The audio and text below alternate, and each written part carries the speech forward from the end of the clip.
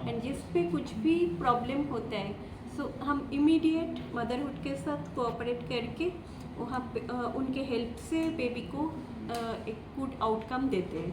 सो कोई भी प्रॉब्लम होता है so don't hesitate and you are always welcome to Saksham health care.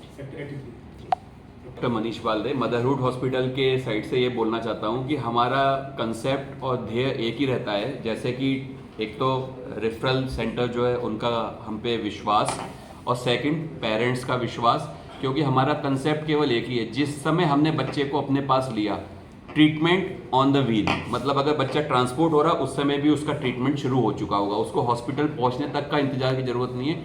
जैसे हमने बच्चा हैंड ओवर किया है, बच्चा लिया है और ट्रीटमेंट शुरू हो जाता है। एंड द बेस्ट केयर जो उसको हॉस्पिटल में मिलेगी वो उसको एम्बुलेंस से ही शुरू हो जाती है। बस मैं यही याद करना चाहती हूँ कि देखिए हमारा मेन एम हमारी टीम का मदरहुड हॉस्पिटल का कि हम लोग इस कंट्री के जितने बच्चों को हेल्प कर सकते हैं to have a normal life for the parents too. So these parents also जो हम लोग डिस्कस कर रहे थे, इनका भी ये बिल्कुल लास्ट अटेम्प्ट था टू हैव अ चाइल्ड।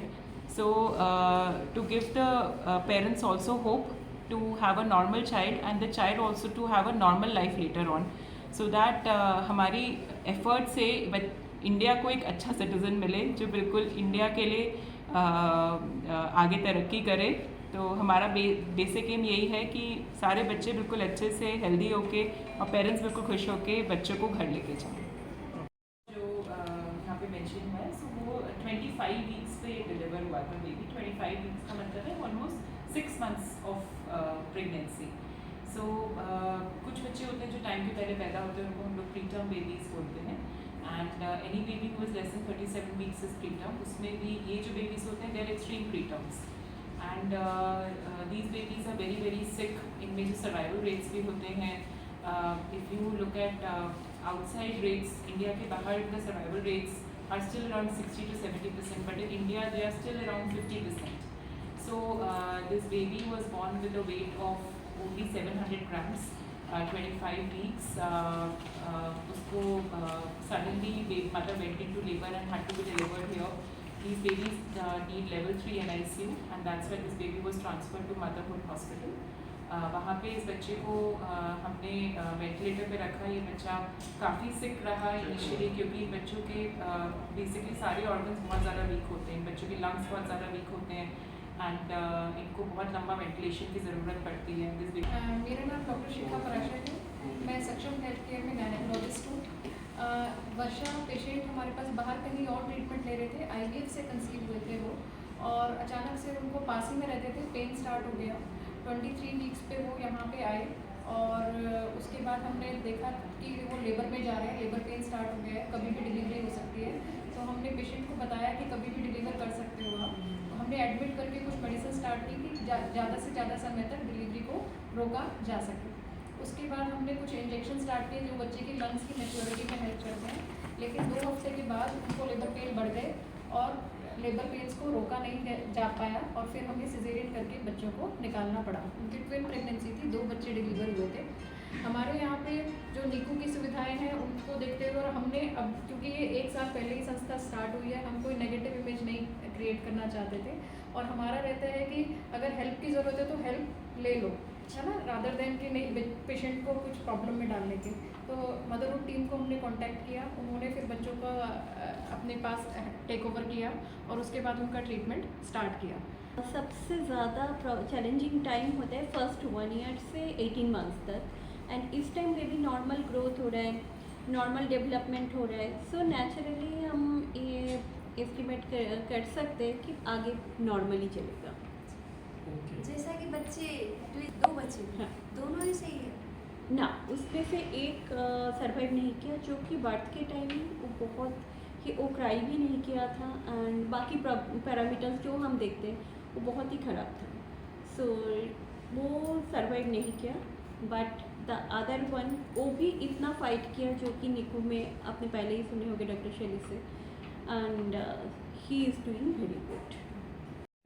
दूसरा बेबी 15 डेज के लिए था, बट जैसे डॉक्टर रक्तिमा वाज सेइंग दैट वो बर्थ के बाद ही शी वाज वेरी सिक। वो बेबी गर्ल थी, ये बेबी बॉय है, बेबी मृत्युंजय। सो जो बेबी गर्ल थी वो स्टार्टिंग से बहुत ज़्यादा सिक थी। इनिशियली आफ्टर अ वीक उसने थोड़ा सा पॉजिटिव रिस्पॉन्स दिखाया था, बट उसके कभी भी ऑर्गन्स ठीक से रिकवर नहीं करा था उन्होंने, like ventilator wise, blood pressure wise, urine output wise वो कभी भी बहुत अच्छे से रिकवर नहीं कर पाई थी। So we tried our best, but क्या होता है, एक स्टेट होता है जिसमें बच्चों का हमें पता है कि एक तो सर्वाइवल भी बहुत अच्छा नहीं है, और फिर इंटैक्ट सर्वाइवल की आगे जाके बच्चा कैसा रहेगा वो भी उसका आउटकम बहुत अच्छा हमें दिख नहीं रहा था। सो वो बच्चा फिर सर्वाइव नहीं किया था। अराउंड 15-16 डेज ऑफ एज पे शी सकम्ड। बाकी जो दूसरा बेबी है वो भी, जो मृत्युंजय है, वो भी फर्स्ट 15-16 डेज तक वो भी बहुत ज़्यादा सिक था, बट आफ्टर डे 20 उसने पॉजिटिव रिस्पॉन्स दिखाना शुरू किया था। जो उसका वेंटिलेटरी सपोर्ट है उसको हम लोग कम कर पाए थे। जो मेन इशू थे उसके लंग्स थे, जो लंग्स हैं वो बहुत ज़्यादा वीक, दोनों ही बच्चों के बहुत ज़्यादा वीक थे। उनको एक मेडिसिन तो हम यहीं से दे के निकले थे लंग्स को ग्रो करने के लिए, और फिर जब हम मदरहुड पहुँचे थे उसके बाद भी हमने इनको हाई फ्रिक्वेंसी वेंटिलेटर पे रखा था, जो एक स्पेशल मोड ऑफ वेंटिलेशन होता है। एक नॉर्मल वेंटिलेटर होता है, एक हाई फ्रिक्वेंसी वेंटिलेटर होता है। सो हमने हाई फ्रिक्वेंसी वेंटिलेटर पे दोनों बच्चों को रखा था। बेबी गर्ल जो है वो बहुत अच्छे से रिस्पॉन्स नहीं दिखा पाई despite high frequency ventilator, but जो बेबी बॉय है आफ्टर 15-16 डेज उसका लंग स्टार्टेड रिस्पॉन्डिंग, और हम हाई फ्रिक्वेंसी से नॉर्मल वेंटिलेटर पे, फिर अल्टीमेटली वेंटिलेटर से उसको ऑफ कर पाए अराउंड 1.5 मंथ ऑफ एज पे। उसके बाद फिर he showed a positive response after that. On average अगर मैं बात करूं, क्योंकि सभी बच्चे में सारे कॉम्प्लिकेशंस नहीं होंगे प्री टर्म बेबी में, तो हम ये मान के चलते हैं कि जो एवरेज जो बात करते हैं, जो सबसे लंबा स्टे था जैसे जिस बच्चे का 6 मंथ का, उसका मैं बताता हूँ, उसका जो वेट हुआ था 23.5 वीक वाले बच्चे का, उसका जो टोटल एक्सपेंसेस गया था वो अप्रॉक्सीमेटली 15 लाख के आसपास हुआ था। ठीक है, उसके साथ तमाम कॉम्प्लिकेशंस थे, उसकी आइज़ की भी प्रॉब्लम थी, उसकी पेट की भी सर्जरी होनी पड़ी थी। तो ये मान के चलिए कि अगर ऐसा छोटा बच्चा है जो लेस देन 27-28 वीक्स का है और वो 34 वीक्स तक जाता है, तो अमूमन आपका खर्चा जो होता है वो बेस्ट केयर के साथ अप्रॉक्सीमेटली 8 to 10 लाख मिनिमम हो जाता है। ये क्योंकि हम ये एक्सट्रीम प्री टर्म की बात कर रहे हैं, जैसे अभी डॉक्टर साहब के यहाँ से ही एक और बच्चा आया था, बेबी ऑफ प्रियंका गौर, तो अभी वो रिसेंटली 2 वीक्स पहले ही हमारे पास आया था, 23 जुलाई के आसपास, 33 वीक्स का बेबी था। देखिए कॉम्प्लिकेशन हम बात कर रहे हैं कि 34 वीक्स पे यूजली बच्चे हम डिस्चार्ज करते हैं, बट कॉम्प्लिकेशंस तो नॉर्मल टर्म बेबी में भी हो जाते हैं। तो वो 33 वीक का था बच्चा, वेट भी उसका ठीक था, डिस्पाइट ऑफ दैट कि हाँ उसका वो बच्चा जो था वो उस समय डिलीवरी के समय उसको कॉम्प्लिकेशंस के साथ जो है ब्रीदिंग में डिस्कम्फर्ट हुआ, इंक्यूबेट हुआ बच्चा। फिर बाद में एक टर्म्स होती है PPHN करके, उसमें क्या होता है कि लंग्स पूरी तरह से खुल के नहीं काम कर पाते और उसका प्रेशर जो है मेंटेन नहीं कर पाते। ऐसे बच्चे को हमें हाई वेंटिलेशन जो HFO डॉक्टर साहब ने बताया वो देना पड़ा, उसके साथ में एक इनहेल नाइट्रिक ऑक्साइड, इस तरह की जो इनहेल नाइट्रिक ऑक्साइड की एक जो तरीका होता है बच्चे के लंग्स खोलने के लिए, वो गुड़गांव में स्टार्ट करने वाली पहली हमारी ही टीम थी, और उसके बाद अभी गुड़गांव में 1-2 सेंटर ही उसको यूज़ करते हैं इनहेल नाइट्रिक ऑक्साइड। उस पर वो बच्चा रहा, बहुत उसका क्रिटिकल केस था। और ऐसे बच्चे एवन तो मैंने भी अपने क्लिनिकल कैरियर में 1-2 ही देखे जो इतने सिक कोर्स के बाद भी बिल्कुल नॉर्मल निकल के आया, और केवल 7 से 8वें दिन वो बच्चा डिस्चार्ज हो गया। तो मतलब उसका बहुत ज़्यादा सिक होने के बावजूद भी बहुत रैपिड रिकवरी हुई उसकी।